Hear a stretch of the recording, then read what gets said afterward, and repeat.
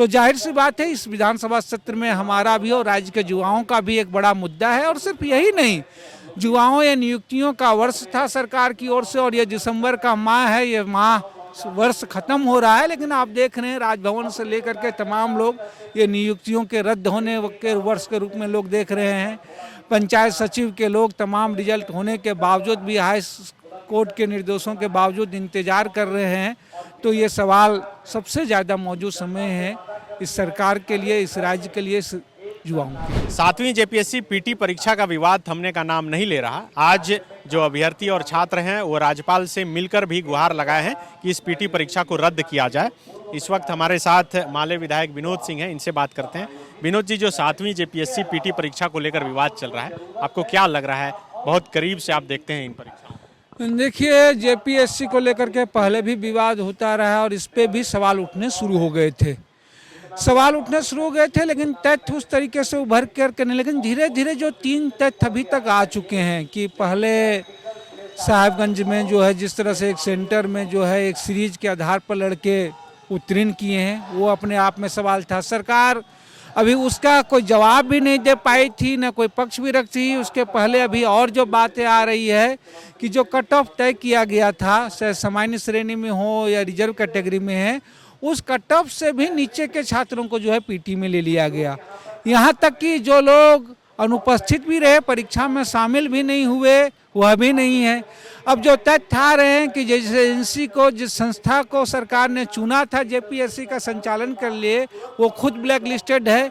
तो सबसे बड़ी बात तो यही है कि जेपीएससी जैसी परीक्षा गंभीर, जहां पहले ही कई आरोप लगते हैं ना, और उन आरोपों की पुष्टि हुई है, भले ही सरकार कार्रवाई करे या ना करे, लेकिन वो तथ्य पूरे सार्वजनिक डोमेन में है।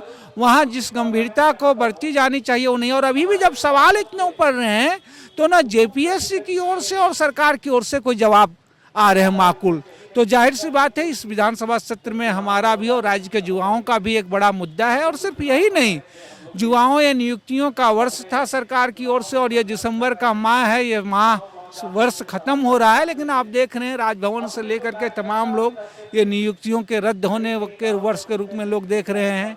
पंचायत सचिव के लोग तमाम रिजल्ट होने के बावजूद भी हाई कोर्ट के निर्देशों के बावजूद इंतजार कर रहे हैं।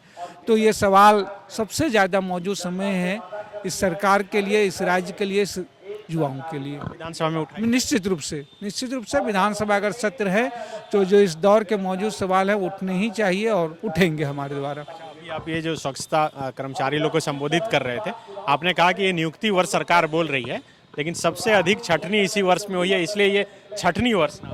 बिल्कुल, हमने कहा अभी, चूंकि इनके कार्यक्रम में था और मुझे याद आया कि इस साल की शुरुआत में हम लोग 15वें वित्त के कर्मी लोग जो है माननीय ग्रामीण विकास मंत्री आलमगीर आलम जी के आवास के बाहर धरना प्रदर्शन कर रहे थे। तमाम कोशिशों के बावजूद भी जो नई नियमावली सरकार ने बनाई, उससे 15वें वित्त के एक बड़ी संख्या में कर्मचारी हटी गए। फिर अभी हम देख रहे हैं जो यहाँ पेयजल स्वच्छता विभाग के तहत जो बीटी कर्मी हैं, इन लोगों की भी छटनी होनी नहीं। तो सरकार योजनाएं बना रही है और योजना आधारित जो नियुक्तियां हो रही हैं उनका हश्र यही है। लेकिन सबसे विडंबना है कि योजना खत्म नहीं हो रही है। बहुत चालाकी से हर एक 2 साल 3 साल के बाद योजनाओं का नामकरण चेंज कर दिया जा रहा है। 5 साल के बाद 15वीं वित्त 16वीं वित्त का नाम चेंज हो जा रहा है, इसमें भी नाम चेंज हो जा रहा है। तो बजाय आपने एक बार नियुक्तियां आप अस्थायी तो नहीं कर रहे हैं, अस्थायी काम में भी जो है ठेके की नियुक्तियां कर रहे हैं, तो बजाय इन्हीं लोगों से आप उनसे काम लें, उनके काम के अनुसार कर रहे हैं। तो ये कुल मिला करके हो रहा है कि ये जो सरकार, अगर आप कहें तो ये जो लोगों की आक्रोश, अगर एक लोग संगठित रूप से इतने सालों और महीनों तक रहेंगे तो सरकार के लिए भारी पड़ेगा। तो अपना प्रेशर रिलीज करके लोगों को कर रही है और ये ठगा जा रहा है। इसके बावजूद भी आप देखिएगा, वो चाहे प्रधानमंत्री आवास में समय सेवक का हुआ हो, चाहे ऊर्जा मित्र में हो, और जब कोई विवाद होता है तो राज्य कहेगी केंद्र का ये आदेश था, केंद्र कहेगी हमने राज्यों को एक पत्र दे दिया है, वो समायोजन करें। दोनों एक दूसरे के पाले में गेंद फेंकते रहते हैं, लेकिन अंततः नुकसान राज्य के युवाओं का हो रहा है। तमाम अस्थायी नियुक्तियां बंद हो रही है और इसका जवाब यही होना चाहिए, भाई अस्थायी काम के लिए अस्थायी नियुक्तियां हो और ठेके भी की नियुक्तियों में भी अस्थायी के मापदंडों के अनुसार लोगों को मानदेय मिले। विधानसभा में जेपीएससी के अलावे भी और किसी परीक्षा और नियुक्ति को लेकर परीक्षा है, नियुक्तियां हैं, और जो अभी आप देख ही रहे हैं नियोजन नीति है, परीक्षा सचिव है, नियोजन नीति है। सवाल वो नहीं, जो नई नियोजन नीति है पूरी बन गई हाईकोर्ट की, लेकिन राज्य के विधानसभा में नियोजन नीति रखी तक नहीं गई है, सीधे कैबिनेट से पारित हो रहा है। और वर्तमान जो नीति है, अब आप सोचिए कि उच्च न्यायालय ने भी कहा कि आप नियुक्तियां कर रहे हैं तो उसमें आप लिख दीजिए विज्ञापन में कि हाईकोर्ट के निर्णयों से प्रभावित होगी, यानी प्रथम दृष्टया ही इसमें कई तरह की त्रुटियां लग रही हैं।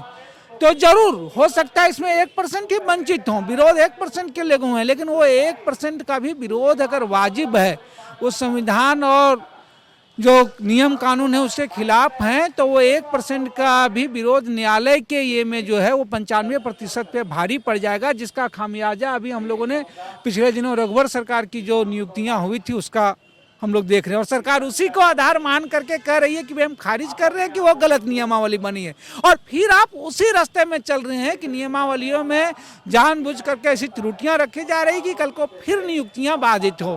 तो घुमा करके आप रघुवर सरकार का विरोध करते हुए पुनः उसी ही नक्शे कदम में चल रहे हैं, और इसका नुकसान राज्य के युवाओं का होगा। TheFollowUp.in. Like, share, and subscribe. www.thefollowup.in